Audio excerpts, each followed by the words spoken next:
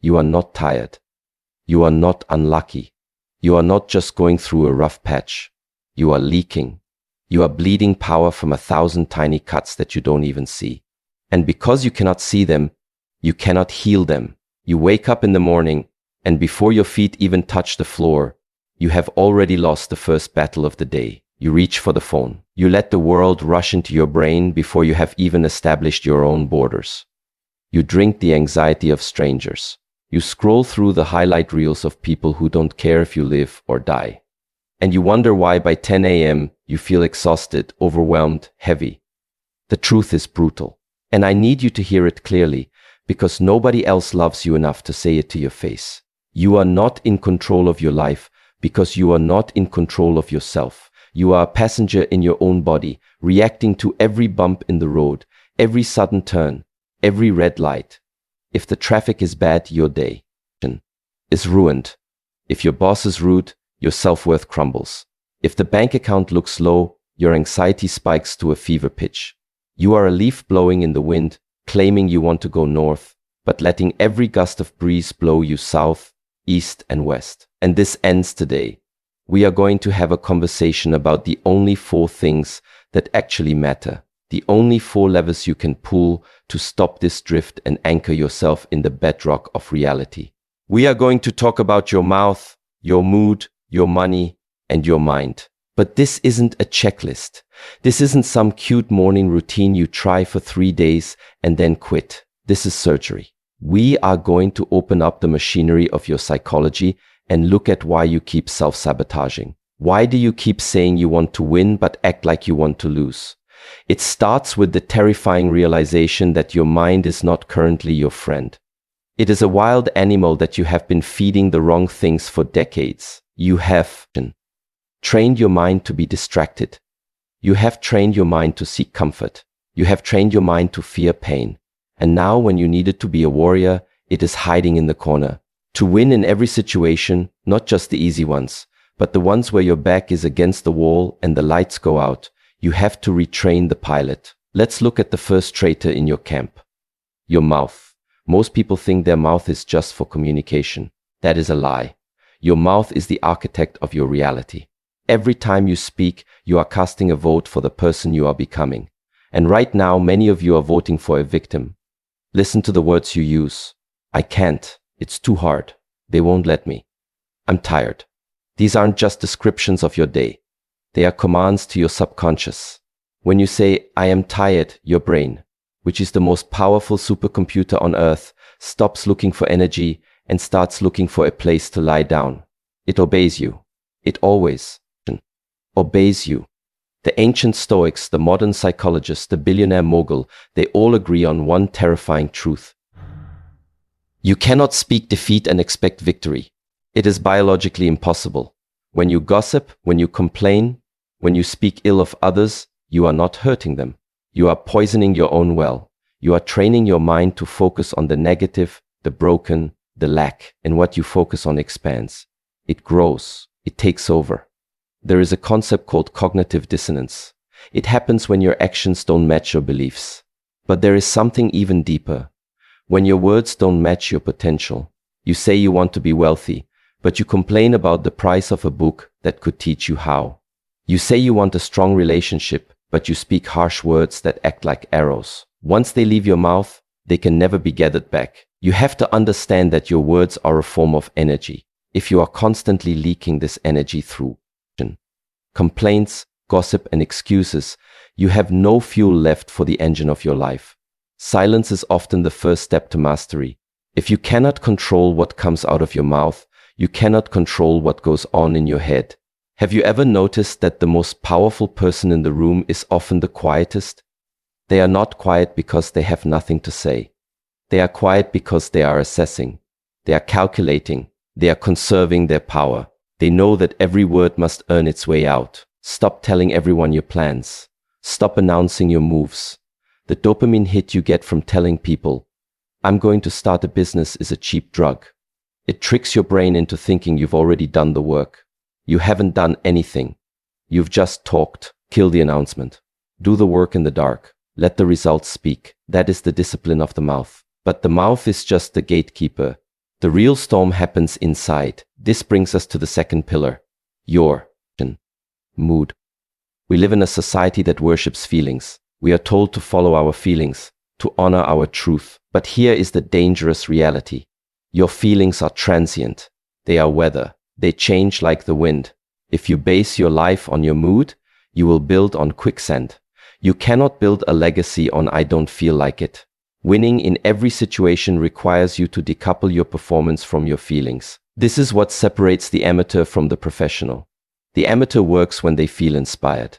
The amateur treats people well when they are in a good mood. The professional shows up and delivers excellence even when they are grieving, even when they are exhausted, even when they are terrified. Think about the pilot of an airplane. When the turbulence hits, when the storm rages, and the alarms start blaring, do you want a pilot who reacts with mood? Do you want a pilot who screams, cries, or gets angry at the wind? Number. You want a pilot who feels the fear but acts with precision. You want a pilot who has trained their mind to be stronger than their emotions. You are the pilot of your life, but right now you are letting the passengers fly the plane. Your emotions, fear, anger, jealousy, insecurity are banging on the cockpit door, and you are letting them in to take the wheel. This is why you lash out at your spouse when you've had a bad day at work. This is why you impulse buy things you don't need when you feel sad. You are trying to medicate a mood instead of mastering it. The Stoics had a word for this: apatheia. It doesn't mean apathy or not caring. It means being unshakable. It means that your inner peace is a fortress that the outside world cannot breach. Someone insults you, that is their problem. A reflection of their character, not yours. You lose money. It is a preferred indifferent, nice to have, but not essential to your character.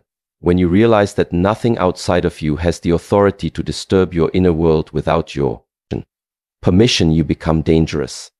You become unrecognizable. Imagine the power you would have if you couldn't be offended. Just imagine it. If someone cut you off in traffic and you didn't even blink. If your boss criticized your work and instead of spiraling into self-doubt, you looked at the feedback objectively, took the lesson, and discarded the hurt. That is freedom. That is the neurobiology of situational dominance. It's the ability to widen the gap between stimulus and response. In that gap, there is a choice. The stimulus happens, the bad news, the insult, the failure. Most people react instantly. They are robots programmed by their trauma. But you are going to learn to pause. You are going to breathe into that gap. And in that silence, you choose a response that serves your future, not your ego. You choose dignity over drama. You choose solution over suffering. But how can you control your mood if your environment is chaos? You can't, which is why we have to talk about the resource that dominates your environment, your money. Now pause. Notice your reaction to that word. Did you tense up? Did you feel a wave of shame or greed or defensiveness? Your reaction to money tells me everything about your level of self-control. Money is not just currency. It is a magnifying glass. If you are undisciplined, money will make you reckless. If you are anxious, money will make you paranoid. But if you are wise, money becomes a tool for freedom. The problem is not that you don't earn enough. The problem is that you don't respect what you have. You treat money like it's something to be gotten rid of. As soon as it touches your hands, you trade it for temporary pleasures, for the mood, for the mouth. You buy things to impress people you don't like. You buy things to fill a void in your soul that no object can fill. This is the consumer trap. They have hacked your dopamine receptors to make you believe that the next purchase will finally make you happy. It won't. It never does. It just moves the goalpost. To win in every situation, you must regain sovereignty over your resources. This requires the pain of discipline. It requires delayed gratification. This is the marshmallow test for adults. Can you suffer a little bit today? Drive the older car. Cook the meal at home. Wear the same clothes so that you can be free tomorrow. Most people fail this test every single day. They choose the immediate pleasure and mortgage their future. There is a rule, the 5030 rule. And while the math is simple, the psychology is hard. It asks you to look at your life and say no. No to the impulse, no to the ego, no to the marketing. When you start controlling your money, you start controlling your time. And when you control your time, you can no longer be bought. Think about the leverage you have when you have 6 months of expenses in the bank. Your boss can't bully you because you don't need the paycheck next Friday to survive. You can walk away from a toxic negotiation. You can speak your truth. Financial discipline is not about being a miser. It is about buying your spine back. It's about being able to stand tall because you are not a servant to your debt. But here is the catch. You can't control your mouth. You can't stabilize your mood. And you can't master your money if the mind is weak. Your mind is the generator of it all. And right now, your mind is under siege. We are living in the age of the attention economy. Trillion-dollar algorithms are fighting a war for your eyes, your clicks, and your focus. And you are losing. You are losing because you are fighting tanks with sticks and stones. You sit down to work, to create, to build your dream and ding a notification. You check it. You lose focus. It takes 23 minutes to get back into a state of deep flow, but you check your phone every 10 minutes. Do the math. You are never in flow. You are operating in a state of frenetic shallowness. You are busy. Yes, you are. Exhausted. Yes, but you are not productive. You are not moving the needle. To train your mind to win, you have to embrace the concept of deep work.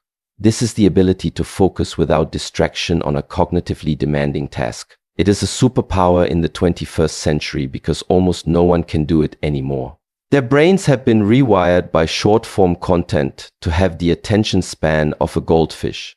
If you can train yourself to sit in a room alone with no phone, no music, no internet, and focus on one hard problem for 2 hours, you will own the future. You will produce work that is so valuable it cannot be ignored. But to do this, you have to conquer the itch to be entertained, the itch to be stimulated, the itch to run away from the difficulty. This is where the lotus method comes in. The lotus flower blooms in the mud. It doesn't wait for a clean environment. It pushes through the filth to find the sun. Your mind must be the same. You cannot wait for the perfect conditions to focus. You must train your focus through the resistance. Napoleon Hill talked about repetition as the sculptor of destiny. You don't just decide to be focused one day. You practice it. You fail. You bring your mind back. You fail again. You bring it back. It is a muscle. Every time you resist the urge to check social media, you are doing a rep. Every time you stay in the problem when it gets hard, you are adding weight to the bar. And you must guard the inputs of your mind with your life. If you wanted to run a high-performance race car, would you pour sand into the gas tank? Number. You would put in the highest octane fuel available. Yet you wake up and pour fear, division, gossip, and idiocy into your brain, through the screen in your hand. And then you wonder why the engine is sputtering. You wonder why you have anxiety. You are consuming poison and expecting health. You have to stand at the gates of your mind like a soldier. You have to decide what gets in. Is this true? Is this helpful? Is this necessary? If not, it stays out. You have to kill the negative thinking, not by fighting it, but by starving it. Don't water the weeds, water the flowers. We are talking about becoming unrecognizable. Jim Rand said that if you want to have more, you have to become more. Success is not something you pursue. It is something you attract by the person you become. And who you become is determined by these 4 battles. The battle of the mouth, the battle of the mood, the battle of the money, and the battle of the mind. Imagine yourself 7 days from now. Just 1 week. If you kept your mouth shut and only spoke with purpose. If you caught every negative emotion and transmuted it into focus.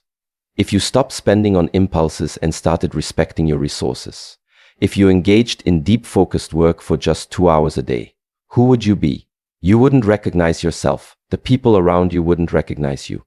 They would ask, "What happened to you?" And you would look them in the eye with that calm, steady, terrifying stillness of a master and say, "I woke up." But waking up is painful. The light hurts your eyes. The realization of how much time you have wasted will hurt your heart. Good. Let it hurt. Let the pain burn away the rot. Let the regret be the fuel that starts the engine. You have been sleepwalking for too long. You have been a slave to your impulses for too long. There is a neurobiological switch in your brain called the no-go function. It's the part of the brain responsible for inhibiting action. It's the brain. In a world that is always screaming, go buy, buy, buy, click, click, click, click, click. Your power lies in your ability to say no. No to the distraction. No to the distraction. No to the emotional outburst. No to the laziness. No to the excuses. Every time you say no to the lower version of yourself, you are saying yes to the higher version. You are carving out a new identity. Denzel Washington said, "Discipline is doing what you have to do when you have to do it, whether you feel like it or not." That is the code. There is no secret sauce. There is no magic pill. There is only the brutal daily grind of self-mastery. You have to fall in love with the boredom of consistency. The winners, the elite, the top 1%, they don't have better lives than you. They have better habits. They don't have less pain. They have a different relationship with pain. They see pain as information, not as a stop sign. When they feel resistance, they know they are going in the right direction.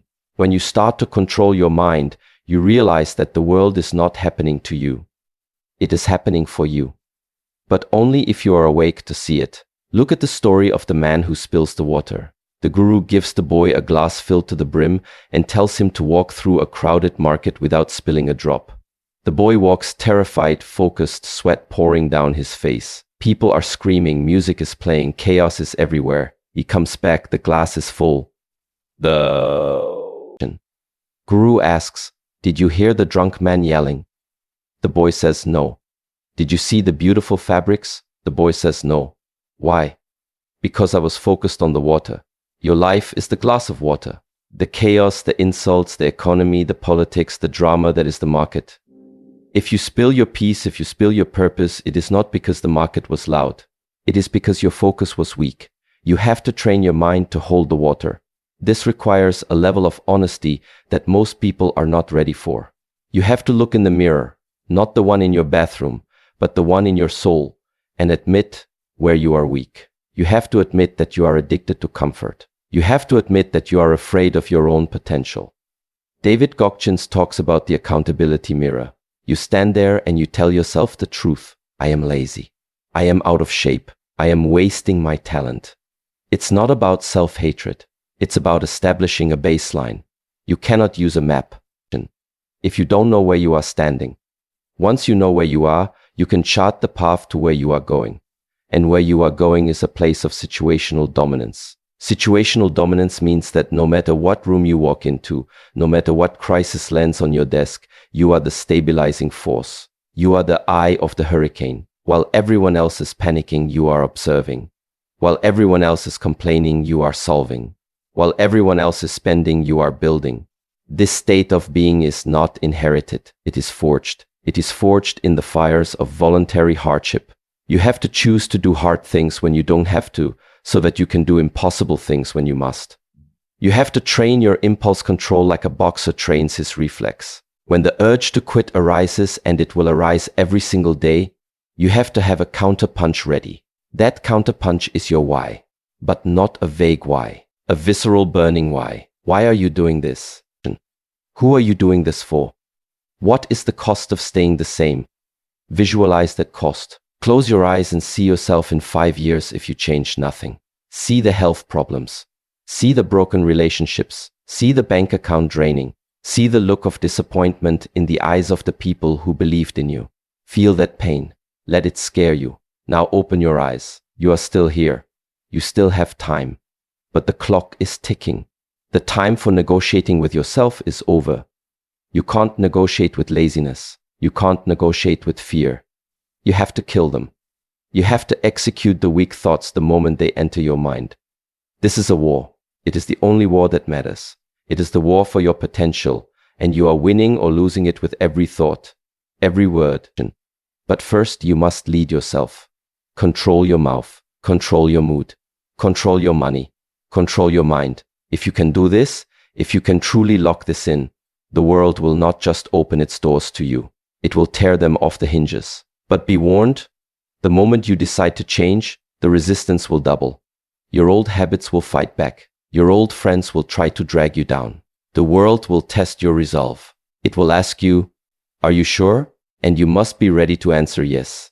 That is the only answer. You look that resistance in the eye. You look at the mountain of old habits, the years of excuses, the comfort of your mediocrity. And you say, "Yes, I am ready to die to who I was, so that I can live as who I am meant to be.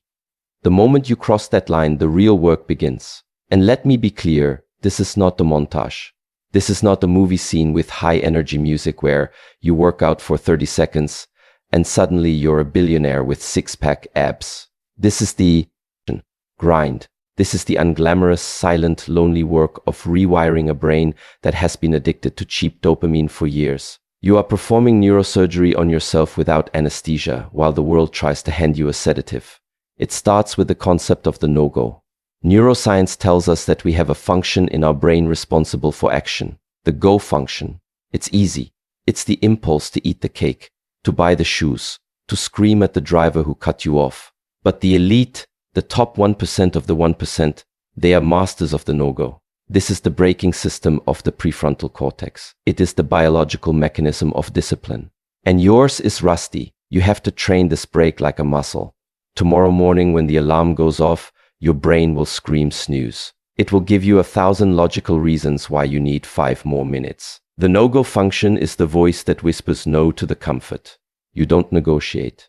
You don't debate. You move. You put your feet on the cold floor. That is 1 rep. That is 1 curl for the brain. Later, you're working. The phone buzzes. The dopamine centers light up. They crave the notification. The no-go steps in. You look at the phone. You feel the itch, and you refuse to scratch it. You turn it over. You stare at the blank screen of your work. The boredom sets in. It feels like physical pain.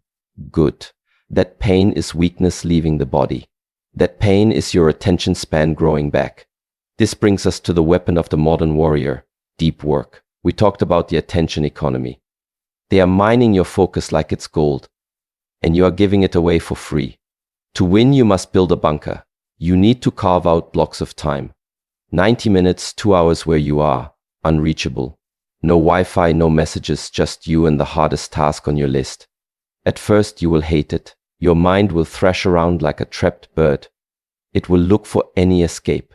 A snack, a bathroom break, a sudden need to clean your desk. You must sit there.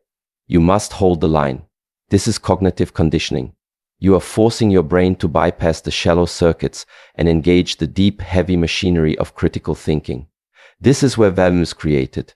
This is where masterpieces are written, where businesses are built, where complex problems are solved. While the rest of the world is multitasking, which is just a fancy word for doing everything poorly, you are going deep. You are entering the flow state. And when you emerge from that bunker after 2 hours of pure, unadulterated focus, you will have accomplished more than your competition does in 2 weeks. That is not an exaggeration. That is the math of leverage. But you cannot sustain this level of mental output if your emotional engine is overheating. You have to master the mood. And this isn't about being happy. Happiness is a byproduct. It is not the goal. The goal is equanimity. The goal is a mood that is bulletproof. You will face rejection. You will face failure. You will look at your bank account and see a number that scares you. The amateur lets these external events hijack their internal chemistry. They spiral. They lose a day, a week, a month to depression or anxiety.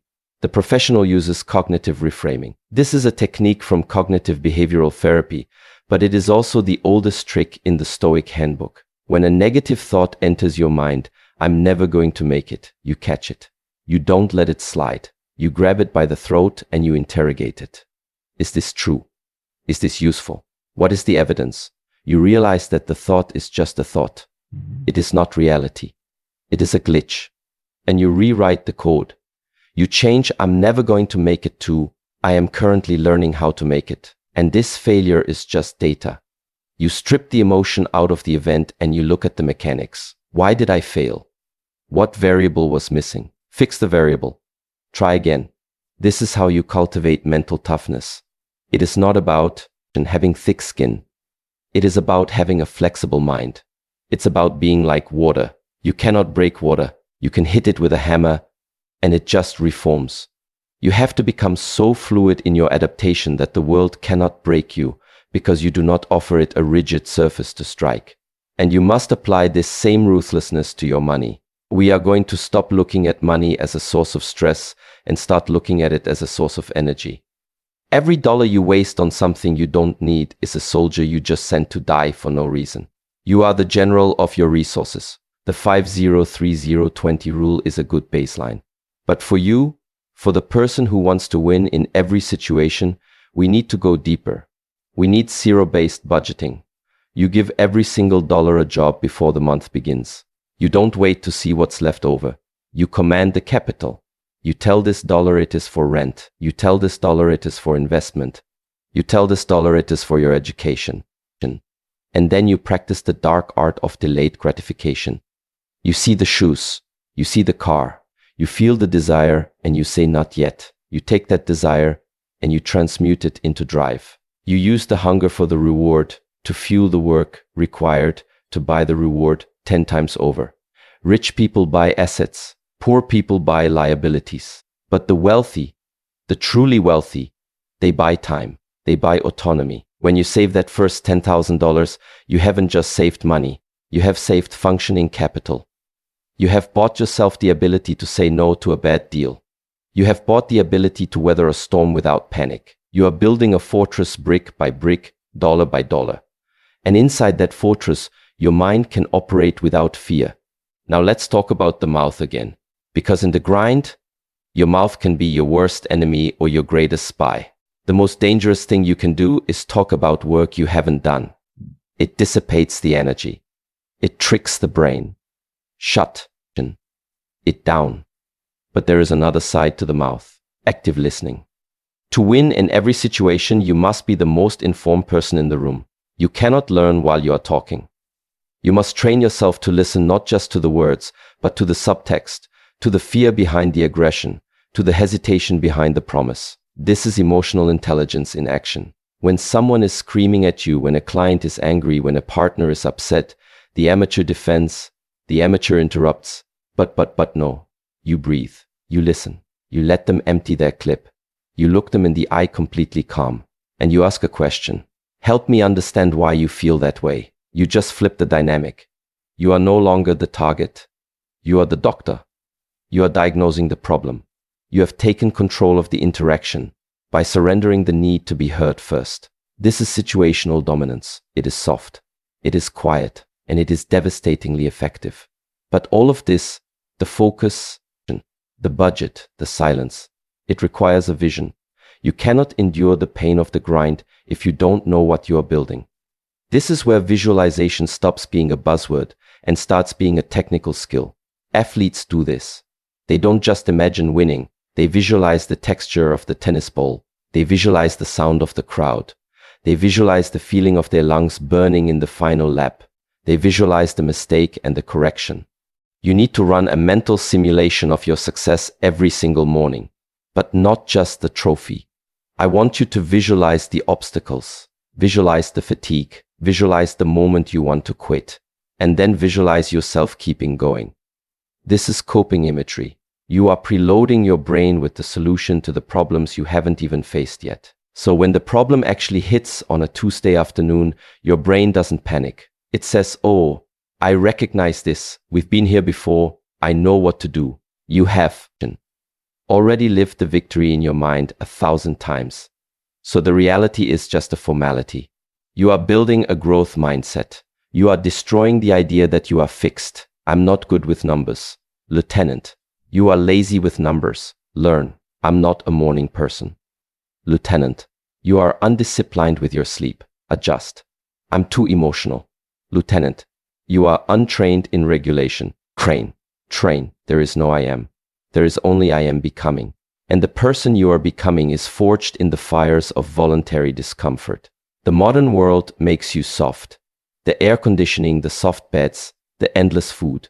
You must seek out friction. You must take the cold shower, not because it's good for your skin, but because it sucks.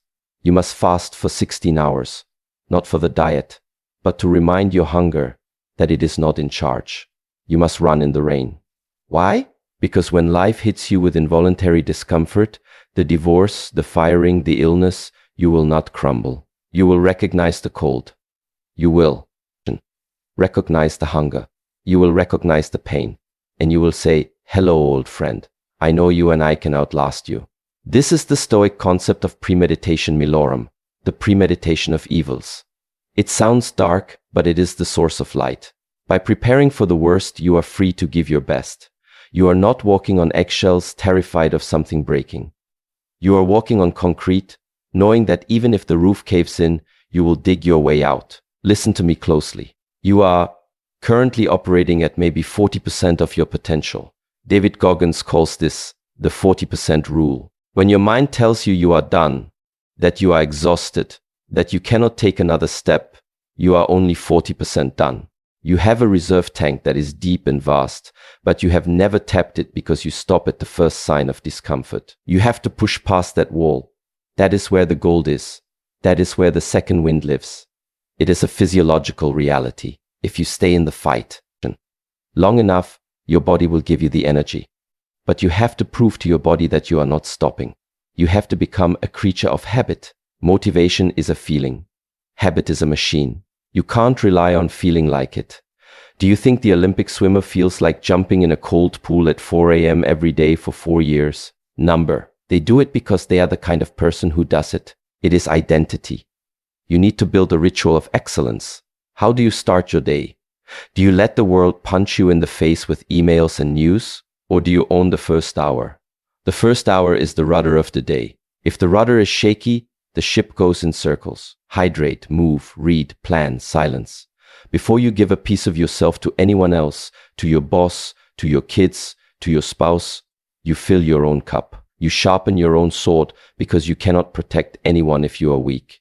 You cannot provide for anyone if you are empty. Self-discipline is the highest form of self-love. It is you loving your future self enough to sacrifice your present comfort. And as you do this, as you stack these days, one on top of the other, something terrifying and beautiful starts to happen. You stop relating to the people you used to hang out with. The conversations about gossip, about complaints, about the game last night, they start to sound like noise. They start to bore you. You will feel a distance growing. You will feel lonely. This is the valley of isolation, and it is a necessary place. It is the cocoon. You cannot take everyone with you. You cannot drag people up the mountain who don't want to climb. You have to be willing to walk alone for a while. You have to be willing to be misunderstood. They will say you've changed. They will say you're obsessed. They will say you are too intense. Good. Obsessed is the word the lazy use to describe the dedicated.